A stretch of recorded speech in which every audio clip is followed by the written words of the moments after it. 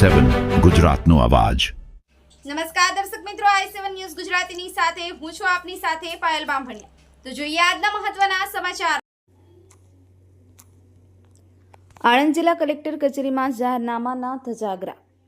હાલમાં સરકારી કચેરીઓમાં પ્રવેશ ઉપર પ્રતિબંધ ફરમાવતું જાહેરનામું અસ્તિત્વમાં છે, ત્યારે જાહેરનામાનો ભંગ થતો હોવાની માહિતી મળતા અમો હકીકતનું કવરેજ કરવા માટે આણંદ સેવા સદન ખાતે ટીમ પહોંચી હતી, ત્યારે ત્યાં ટાઉટો બે રોકટોક કામ કરતા જોવા મળ્યા હતા।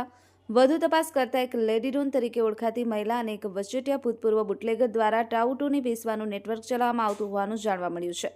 સમગ્ર આ લેડી ડોન વિરુદ્ધ અગાઉ પણ અનેક ધાક ધમકી જાહેરનામા ભંગના ગુના નોંધાઈ ચૂક્યા છે।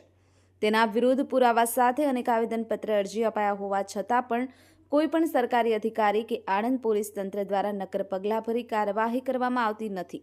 શું સરકારી તેમજ પોલીસ તંત્ર આ નેટવર્કમાં આખાડા કાન કરી રહ્યું છે કે લેડી ડોન તેમજ વહીવટદાર સાથે ભાગીદારી ધરાવે છે, જ્યારે મિલકતોની સંબંધિત ખેડૂતો સાથે છેતરપિંડી કરવામાં આવી રહી હોય છે, જ્યારે ખેડૂતો સાથે તથા ગામડામાંથી આવતા નાગરિકોની ગેરમાર્ગે દોરી પોતે પાવરો લઈ અને મામલતદાર કચેરી તેમજ પ્રાંત કચેરીમાં કેસો ચલાવી રહ્યા છે।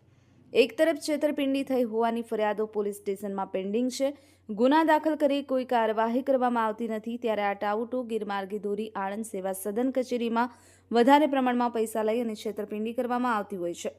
સમગ્ર ઘટના બાબતે તંત્ર દ્વારા શું કાર્યવાહી કરવામાં આવે છે તે જોવું રહ્યું અને પ્રસિદ્ધ કરવામાં આવેલ જાહેરનામાનું ઉલ્લંઘન કરનાર સામે કાર્યવાહી કરવામાં આવશે કે કેમ।